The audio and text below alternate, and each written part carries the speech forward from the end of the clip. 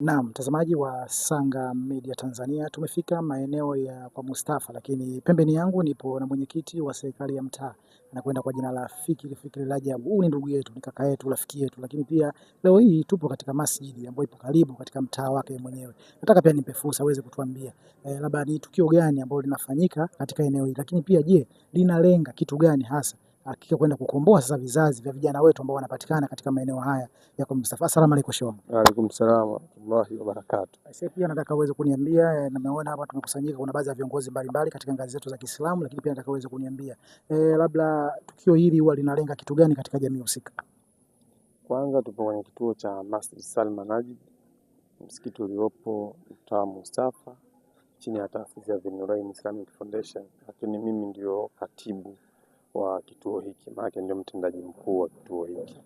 Kwa hiyo leo tuko katika mchujo wa mashindano ya kuhifadhi Qur'an tukufu kata ya Pugu, ambako katika vikao vyetu kwa hiyo mchujo wa robo finali na nusu finali ikapendelewa kufanyika kwenye kituo cha Masjid Salman Najib kilichopo mtaa kwa Mustafa. Kwa hiyo manake mnavyoona hii hadhara hii, shehe wa kata, wajumbe wa baraza la maulama, maona walimu wa madrasa wote wako hapa na wazazi, tukisubiria michujo inayoendelea madarasani, na badala ya hapo majaji watakuja kutangazia matokeo kuwapata wale ambao watakuwa wamekwenda kwenda hatua nusu finali, na baadaye finali itafanyika pale kwenye uwanja wa Pugu Kona. Kwa manake haya ni mashindano yetu ya msimu wa 6 sasa.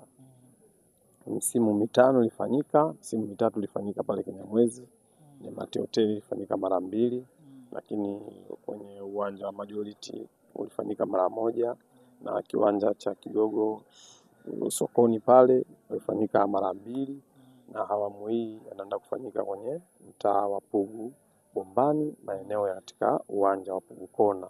Haya mashindano ni ya kata ya Pugu, na kata ya Pugu na mitaa mitano. Na kwa kila mtaa lazima fursa itakwenda, kwa sababu wanaosoma ni watoto wetu Waislamu, na tunapushi kwenye madrasa ziendelee kuhifadhisha watoto, maana bwana, kuhifadhi Qur'an tukufu, lakini mwisho wa siku tunawapeleka kwenye umma wa Tanzania, wanakwenda kuona nini pale ambacho kimefanyika. Kwa sisi kama mjumbe wa kamati haya ya mashindano, akiwa kama katibu wa Juvikiba BAKWATA kata, sisi yetu kubwa watoto tu wakishakuwa wanasoma na kuhifadhisha Qur'ani, maana yake tutapunguza uhalifu wa vijana wadogo mitaani. Nadhani sisi wenyewe tunafahamu kwamba mtoto akiachwa tukiolela mwisho wa siku anakwenda kutumbukia kwenye genge ambalo sio zuri.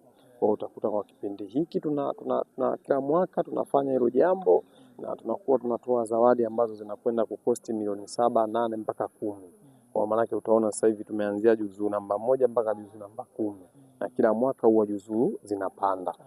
Kwa sisi hayo ndio mambo yetu. Mimi tuko nikiwa kama mwenyekiti wa mtaa, lakini niko pia kwenye uongozi wa imani na dini, ambazo dini yangu ni Uislamu, na ndio mnavyoona hapa tuko tukishughulika na hili jambo. Lakini pia nataka tuweze kumaliza na hii ndugu yangu Fikri Rajab, nataka nijue sasa kwa ujumla ni namna gani jamii sasa huwa inanufaika na mashindano kama haya? Jamii inanufaika kwa sababu inanufaika vijana hawa wakihifadhi Qur'an tukufu kwenye kifua chao.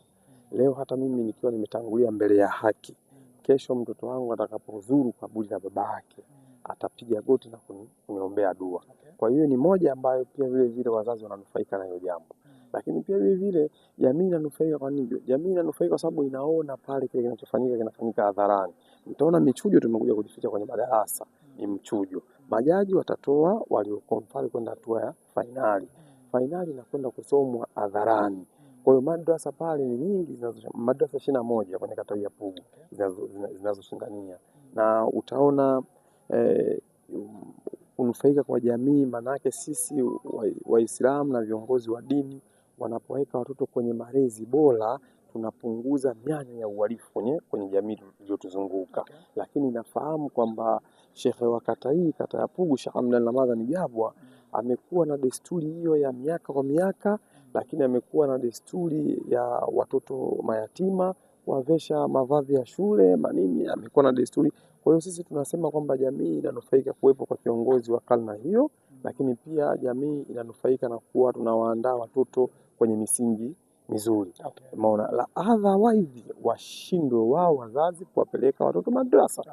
Lakini wazazi wakiwa na mvuto wa kupeleka watoto madrasa, sisi watoto tunawaweka katika malezi yaliyokuwa mazuri. Na nikuthibitishie bana Sanga, kuna watoto ambao wazazi wanashindwa kabisa kwamba mimi mtoto wangu hivi hivi, lakini tunasema mlete kwa mwalimu wa madrasa. Mwalimu yule kwa sababu tayari washapelekwa semina, washazungumzia jinsi gani ya kuwalea watoto, watunza watoto. Mwisho wa siku jamii inakwenda kunufaika na hicho kizazi. Huyo ni mwenyekiti wa serikali ya mtaa maeneo kwa Mustafa Fikiri, ndugu yetu, ni kaka yetu ambaye ni mara nyingi tumekuwa tukishiriki katika matukio yake mbalimbali. Leo hii tumeweza kufika katika masjidi hii, lakini kubwa zaidi ni kwa ajili ya kwenda kushuhudia mashindano ya vijana wetu ambao wanafanya katika maeneo haya ya kwa Mustafa. Lakini kingine tunakwenda kufanya kwa faida yako ni kwenda kusubscribe channel yetu ili sasa uweze kuwa ni wa kwanza kuweza kupata taarifa zetu mbalimbali. Shukrani sana kwa muda wako. Bye bye.